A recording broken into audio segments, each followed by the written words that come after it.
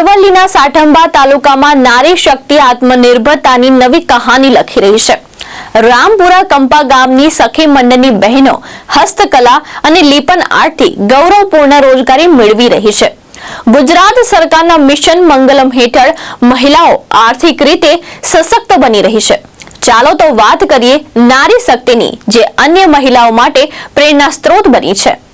મારું નામ સ્તુતિ દેવાંશ પટેલ છે। હું રામપુરા કંપાની વતની છું। તાલુકો સાઠંબા, જિલ્લો અરવલ્લી છે।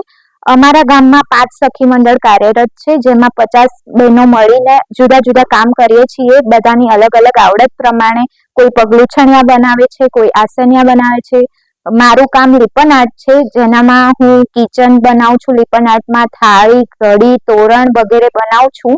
અમે લોકો સખી મંડળ તરફથી સરસ મેળામાં પણ જઈ ચૂક્યા છીએ, જે કચ્છમાં હતો।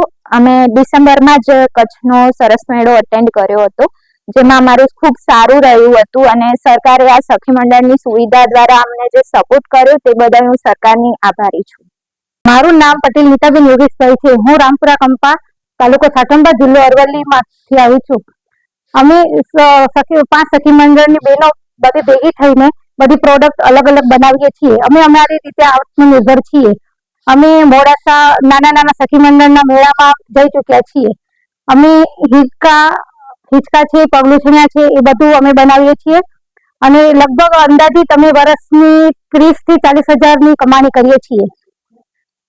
અમે બધી સરકારનો ખૂબ ખૂબ આભાર। અમને લોન આપી અમારી પ્રોડક્ટ બી વધારે લાવવા માટે અમે લોન બી આપી છે અને અમને સરકાર તરફથી ઘણા બધા એવા પૈસા લાભ મળ્યા છે, જેથી કરીને અમે આગળ વધી શકીએ। સરકારનો ખૂબ ખૂબ આભાર।